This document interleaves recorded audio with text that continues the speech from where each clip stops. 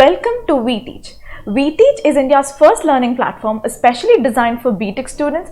On this platform, we provide university-specific video lessons for all B.Tech branches. Along with this, we provide training for campus recruitment, IELTS, TOEFL, etc. Whichever state or university you may belong to, Veteach will empower you.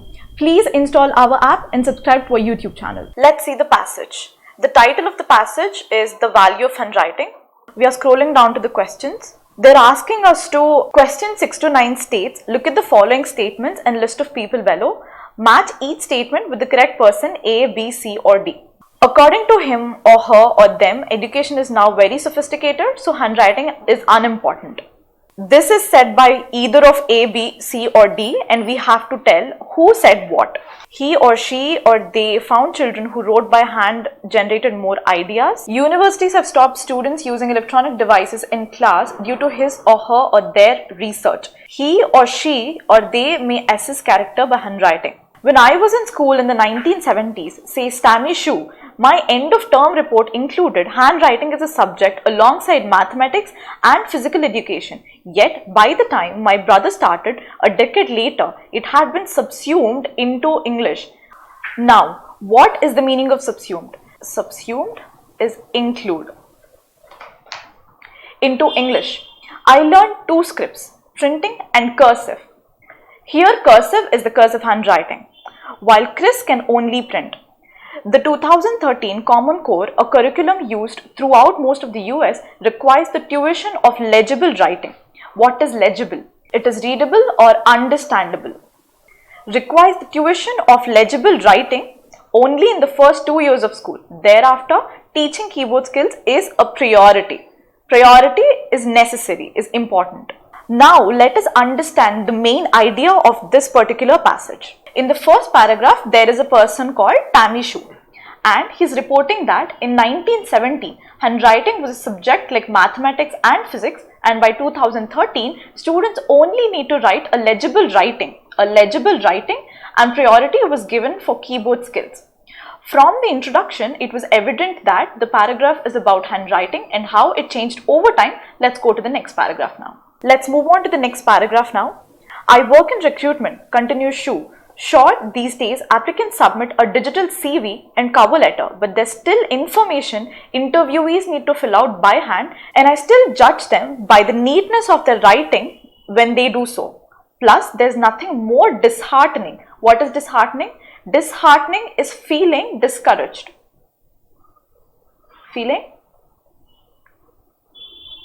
It's feeling discouraged than receiving a birthday greeting or a condolence card with a scrawled message. Now, what is the meaning of scrawled? Scrawled is writing carelessly. Writing carelessly. In this paragraph, Mr. Shu is writing about his profession, that is his work in recruitment, and he says he judges people with their handwriting, and he says it is disheartening to receive a scrawled message like that. That means he felt bad to receive a message in a bad writing. Let's see the next paragraph now. Psychologists and neuroscientists may concur with Shu for different reasons.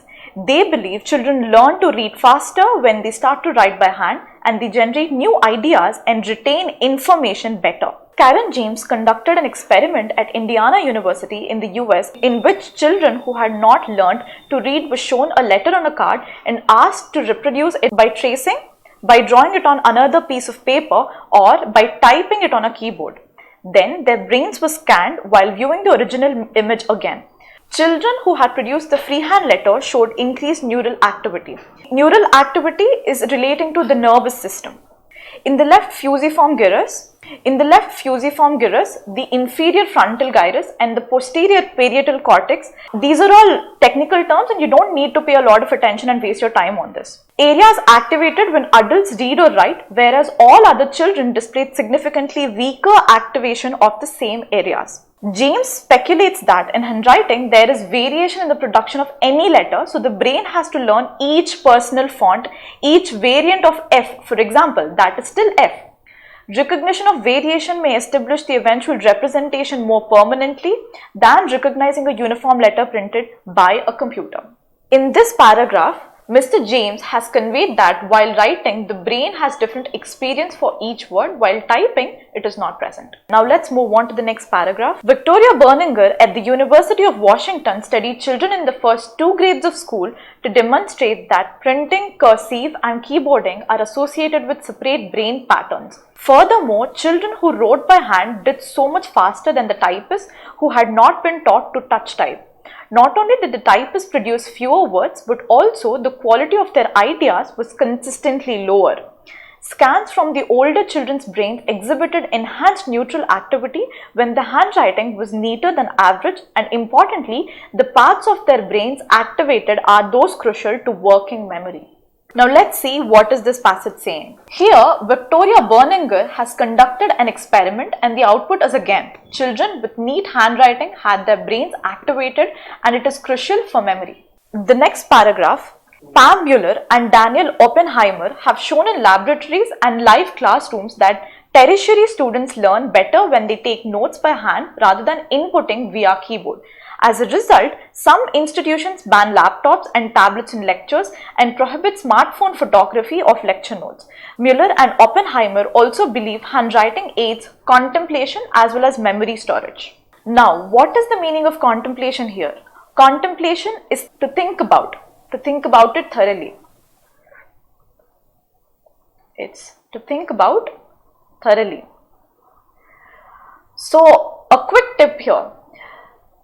Whenever you come across a new word that you don't know the meaning of, take out your phones, take out your Google, take out your dictionary, whatever it is, and please know the meaning of it. And start using that word in your day-to-day conversation. That is how you learn new words and that is how you remember the meaning of the words you're learning. According to Paul Mueller and Daniel Oppenheimer, students learn well with handwriting than who use keyboard, and due to this reason, some institutions have banned laptops and other electronic gadgets. Now let's move on to the next paragraph. Some learners of English whose native script is not the Roman alphabet have difficulty in forming several English letters. The lowercase b and d, p and q, n and u, m and w may be confused. This condition affects a tiny minority of first language learners and sufferers of brain damage.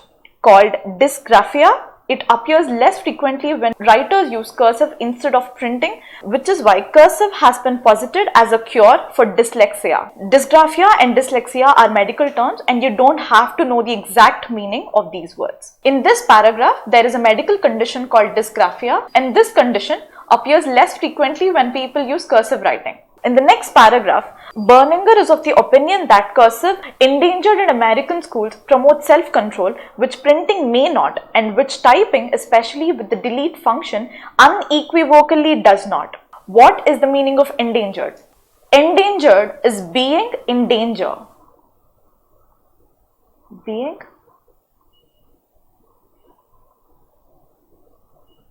It's being in danger.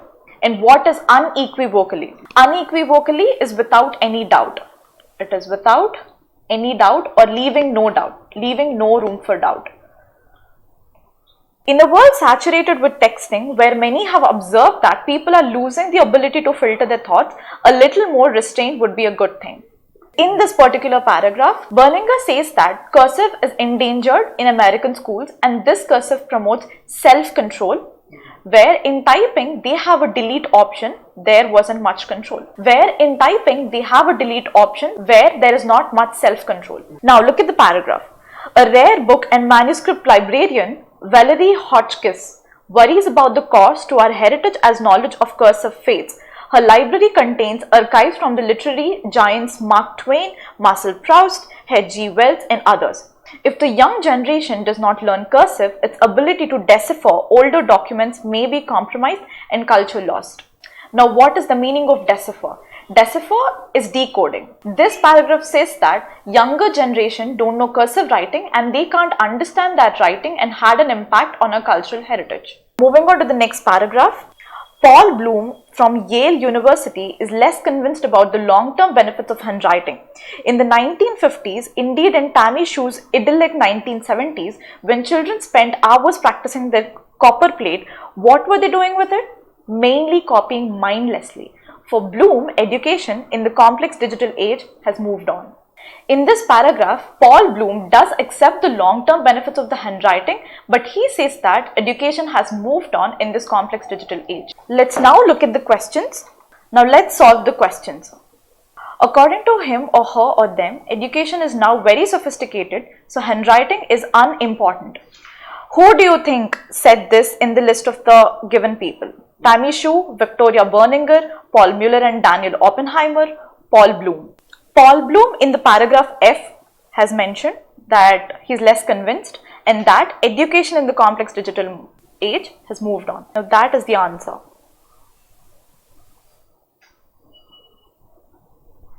Paul Bloom. Moving on to the 7th question. He or she or they found children who wrote by hand generated more ideas. And who is it? Now let's see where we can find the answer in the passage. When we go back to the paragraph C, here, Victor Berninger said that not only did the typist produce fewer words, but also the quality of their ideas was consistently lower. So the answer for this question is Victoria Berninger. The next question is, universities have stopped students using electronic devices in class due to his or her or their research. So due to whose research have the universities stopped using electronic devices? When we go back to paragraph C, we can see at the end that as a result, some institutions ban laptops and tablets in lectures and prohibit smartphone photography of lecture notes.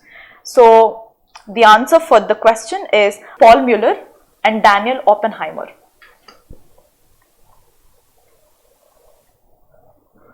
Paul Mueller and Daniel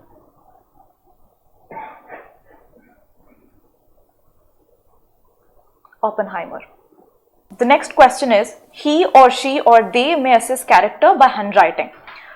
Who may assess character by handwriting? And it is Tammy Shue, since that's the only answer left. And we've also seen that in the paragraph. Now let's see the next set of questions. Questions 10 to 14. Complete the summary using the list of words A to H below. Here the catch is they have given 8 words and there are only 5 blanks. So you have to choose appropriate words and fill in the blanks appropriately. In these type of questions, you don't have to go back to the passage most of the times. If you've read the passage carefully, you must be able to fill in the blanks without any trouble. Now let's see. Educators in the US have decided that handwriting is no longer worth much curricular time. Printing, not cursive, is usually taught. Some dash and neuroscientists. If you've read the passage, you know that this blank is filled by psychologists, because psychologists and neuroscientists are the ones who've done all the experiments on the children. So, and the answer is psychologists. In the very first sentence of the paragraph C, it is mentioned that psychologists and neuroscientists may concur with Shue for different reasons. With this, we can infer that the answer to the 11th blank is dispute. Also, when you look at it, some psychologists and neuroscientists dash this decision. So, the statement only means one of the two things, that either psychologists and neuroscientists agree or disagree with the decision. And when you look at the words, there is only one word that goes with the given sentence and the context, and that is dispute. Even that way, you can fill in the blank. You don't need to go back to the passage all the time. You can always take a trial and error method. You can always solve these kind of questions. This decision, as there seems to be a or an dash between early reading and handwriting. Dispute is done, psychologist is done. What else could be the answer? When you look at the words, correlation fits just right in this blank. And when you look at the passage, you know that correlation exists. Correlation between early reading and handwriting. Children with the best handwriting produce the most neural activity and the most interesting schoolwork. Dash of cursive consider it more useful than printing. It is proponents.